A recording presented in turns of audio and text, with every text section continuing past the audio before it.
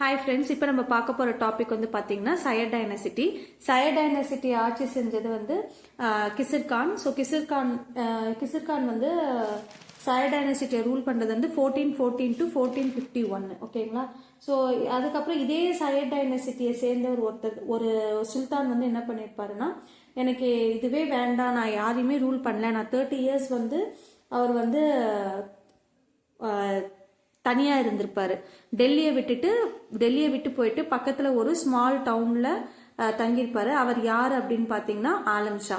இதில் கேள்வி வந்து 3 full decades அதாவது பீஸ்ஃபுல்லாக வாழ்ந்த சுல்தான் யாருன்னு கேட்டால் ஆலம் ஷான்னு சொல்லலாம். அவர் எந்த டைனசிட்டி அப்படின்னு கேட்பாங்க.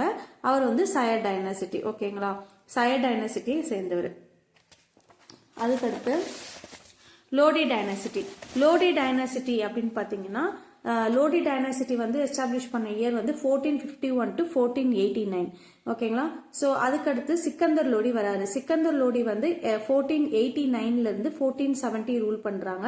சிக்கந்தர் லோடி வந்து அது கேபிட்டலை வந்து டெல்லியில இருந்து ஆக்ராக்கு மாத்திருப்பாரு. அது வருஷம் கேட்பாங்க. 1504 ஒரு எக்ஸாம்ல கேட்டிருந்தாங்க.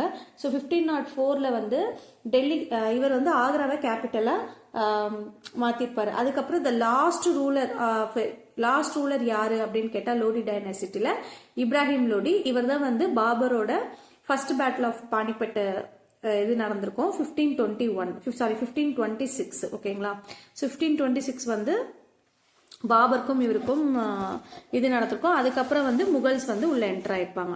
இவங்களோட அட்மினிஸ்ட்ரேஷன்ஸை பார்க்கலாம். இப்போ வந்து பார்த்தீங்கன்னா அட்மினிஸ்ட்ரேஷன்ஸ், அதுக்கப்புறம் அந்த ட்ரேடு, எஜுகேஷன்ஸ், இது எல்லாமே நான் ஓரலாக சொல்கிறேன், கேட்டுக்கோங்க. இதில் வந்து என்ன சொல்லியிருப்பாங்க அப்படின்னா, அட்மினிஸ்ட்ரேஷன்ஸில் மதத்தின் பரிந்துரைகளை குறித்து நாம் கவலைப்பட தேவையில்லை என்று கூறிக்கொண்டு முழு அதிகாரத்தையும் செலுத்தவர் யார் அப்படின்னு கேட்டால் அலாவுதீன் கில்ஜி. அதே மாதிரி கோல்டு காயின் இமேஜில் லக்ஷ்மி உருவத்தை பொறிச்சவர் யார் அப்படின்னா முகமது கோரி.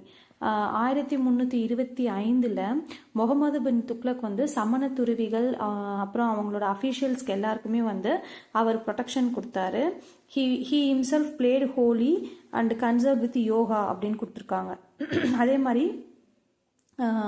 13வது செஞ்சுரியை சேர்ந்த கர்நாடகா லிங்கயத் பிரிவை நிறுவியவர் யார் அப்படின்னு கேட்பாங்க, பசவன்னர். ஓகேங்களா? 13வது நூற்றாண்டை சேர்ந்த கர்நாடகாவை சேர்ந்த லிங்கயத் பிரிவை நிறுவியவர் யார் அப்படின்னா பசவன்னர். இது இந்த கேள்வி வந்து கேட்டிருக்காங்க. அதே மாதிரி மகாராஷ்டிராவை சேர்ந்த நாமதேவர் உருவ வழிபாட்டையும் சாதி பாகுபாடுகளையும் எதிர்த்தார். ஓகேங்களா? மகாராஷ்டிராவை சேர்ந்த நாமதேவ் அப்படிங்கிறவர் உருவ வழிபாடையும் சரி சாதி பாகுபாடுகளையும் அவர் எதிர்த்தார். அதே மாதிரி வந்து இவங்களோட பீரியட்ல ட்ரேடை பத்தி ஒருத்தர் சொல்லியிருப்பாரு, இர்ஃபான் ஹபீப். அவரோட வியூல வந்து அவர் என்ன சொல்லியிருப்பாரு அப்படின்னா, இந்தியாவோட எக்ஸ்டர்னல் ட்ரேட் வந்து ஓவர்லேண்டும் சரி, தரை வழியாகவும் சரி, கடல் வழியாகவும் சரி நல்ல வளர்ச்சி அடைஞ்சிட்டு இருந்தது அப்படின்றத சொல்லியிருப்பாங்க. அதுக்கப்புறம் வந்து இண்டஸ்ட்ரியல் எக்ஸ்பர்டைஸில் பேப்பர் மேக்கிங் டெக்னாலஜி வந்து ஃபர்ஸ்ட் கொண்டு வந்தது யார் அப்படின்னா சைனீஸ் தான் கொண்டு வந்திருப்பாங்க. அவங்க மூலியமாக தான் அரப்ஸ் வந்து இன்ட்ரடியூஸ் பண்ணாங்க. ஸோ வந்து அந்த பேப்பர் மேக்கிங் டெக்னாலஜி வந்து எந்த பீரியட்ல இன்ட்ரடியூஸ் பண்ணாங்கன்னு கேட்டாங்கன்னா டெல்லி சுல்தானிக் பீரியட் தான். யார் ஃபர்ஸ்ட் கொண்டு வந்ததுன்னா சைனீஸ் கிட்ட இருந்து தான் அரப்ஸ் வந்து கற்றுக்கிட்டாங்க. அதுக்கப்புறம் ஸ்பின்னிங் வீல் அப்படிங்கிறத வந்து 14th செஞ்சுரியில் கற்றுக்கிட்டாங்க.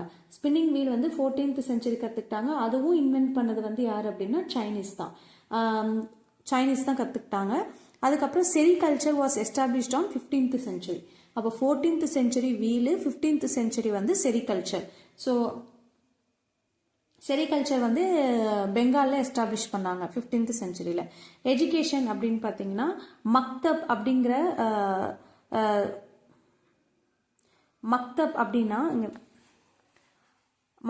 அப்படிங்கிறது school master thought children to read and right. எழுதவும் படிக்கவும் சொல்லி கொடுக்குறாங்க. அதே மாதிரி டெல்லியில ஒரு பெரிய மதராசாவை கட்டியவர் யாருன்னு கேட்டாங்கன்னா ஃபெரோஷா துக்ளக். டெல்லியில ஒரு பெரிய மதராசாவை கட்டினது யார் அப்படின்னு கேட்டாங்கன்னா ஃபெரோஷா துக்ளக். அதே மாதிரி அரேபியன் சிந்து படையெடுப்பு குறித்து எழுதப்பட்ட நூல் வந்து எதுன்னு கேட்பாங்க, சச்சினாமா. அரேபியன் சிந்து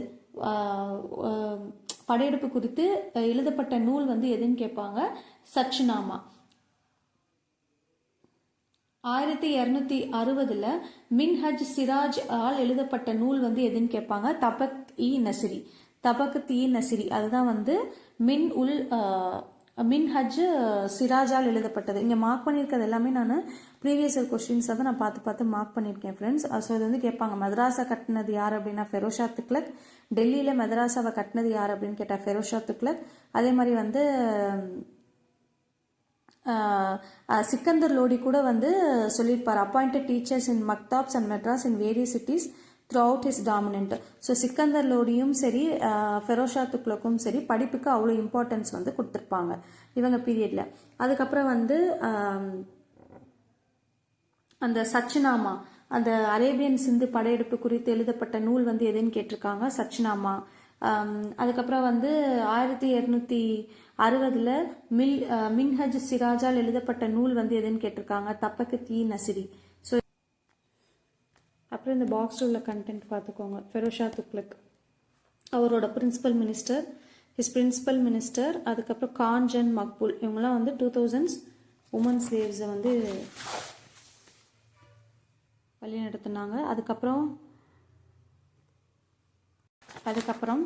அலை தர்வாசாவை கட்டியவர் யார் அப்படின்னு கேட்பாங்க. அலை தர்வாசாவை கட்டியவர் யார் அப்படின்னா அலாவுதீன் கில்ஜி. அதுக்கப்புறம் வந்து இங்கே மியூசிக் அண்ட் டான்ஸில் அமீர் குஸ்ரு நமக்கு தெரியும், பால்பன் பீரியடில் இருந்தார். அதே மாதிரி இது கேட்டிருக்காங்க, ரக்தர்பன் என்ற இந்திய சான்ஸ்கிரிட் இசை நூலை எழுதியவர் ஃபெரோஷா துக்ளக் பீரியடில் இருந்திருப்பார். இவரோட பீரியடில் என்ன பண்ணியிருப்பாங்க அப்படின்னா சான்ஸ்கிரிட் மியூசிக்கல்ஸ் ஒர்க்ஸை எல்லாமே வந்து பர்ஷியன்ஸ்க்கு மாற்றிருப்பாங்க. ஓகேங்களா. அதுக்கப்புறம் லிட்ரேச்சர் அப்படின்னு மாஸ்டர் ஆஃப் பர்ஷியன் ப்ரோஸ் யாருன்னு கேட்டாங்கன்னா ஜியாவுதீன் பரணி. யார் மாஸ்டர் ஆஃப் பர்ஷியன் ப்ரோஸ் அப்படின்னு கேட்டாங்க அப்படின்னா ஜியாவுதீன் பரணி. ஓகேங்களா. அதுக்கப்புறம் ஃபக்கீர் உதீன் குவாஸ், தராங்கை Qawwas, Tutinama a book of parrot எழுதினது ஜியா நக்ஷபி. 9 ஸ்கைஸ் அப்படிங்கிற எழுதினது வந்து அமீர் குஸ்ரு.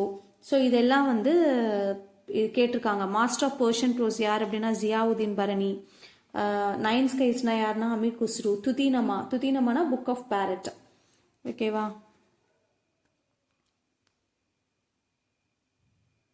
இங்கே இருக்கு பாருங்க.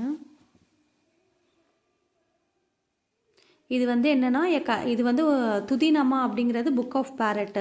So it is a collection of Sanskrit stories. அதை வந்து பர்ஷியன்ஸில் மாற்றினது யார் அப்படின்னு கேட்பாங்க, ஜியா நக்ஷபி. மாற்றினது யார் அப்படின்னா ஜியா நக்ஷபி. அதே மாதிரி இந்த கிளாசிக்கல் சான்ஸ்கிரிட் இன்ஸ்கிரிப்ஷனில் Palam baoli of 1276 in Delhi claims that, அதாவது பால்பனோட இதில் எழுதியிருப்பாங்க, கல்வெட்டில் செவ்வியல் சான்ஸ்கிரிட் கல்வெட்டில் எழுதியிருப்பாங்க, சுல்தான் பால்பன் வந்து நல்லாட்சி விளைவாக விஷ்ணு கடவுள் எந்த கவலையின்றி பார்க்கடலில் துயில்கிறார் அப்படின்னு சொல்லி எழுதியிருப்பாங்க. ஸோ அதுதான் அது எந்த வருஷம்னா 1276. ஓகேங்களா. ஸோ இது கேட்பாங்க. அவ்வளோதான் இதோட பீரியட்ஸ். நமக்கு இந்த இயர்ஸ் வந்து நல்லா பார்த்துக்கோங்க ஃப்ரெண்ட்ஸ், இது கண்டிப்பாக கேட்பாங்க.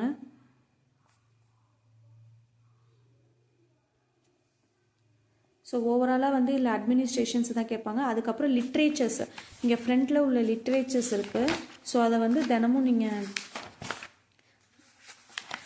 இங்கே ஃப்ரண்ட்டில் வந்து இந்த லிட்ரரி சோர்ஸில் இருக்குல்ல, இதுலேருந்து கேள்வி வருது. அல்புர்னி அப்படின்னா தரிக் அல் ஹிந்த், மின்ஹஜ் சுராஜ் அப்படின்னா தபக்-இ-நசிரி எழுதுனாங்க அப்படின்னு சொன்னேன் இல்லையா. ஸோ இதெல்லாம் ப்ரீவியஸ் இயர் கொஸ்டின்.